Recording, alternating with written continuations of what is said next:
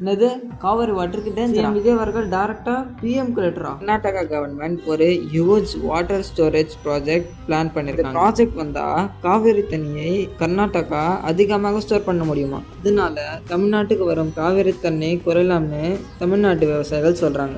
நம்முடைய தமிழ்நாட்டுல லட்சக்கணக்கான விவசாயிகள் காவிரியோட தண்ணியை தான் நம்பி விவசாயம் பண்றாங்க. விஜய் அவர்கள் சொல்றாங்க, இந்த ப்ராஜெக்ட் அப்ரூவ் ஆயிட்டா ஃபியூச்சரில் தமிழ்நாட்டுக்கு ஒரு பெரிய வாட்டர் ப்ராப்ளம் வரலாம்னு வார்னிங் கொடுத்துருக்காரு.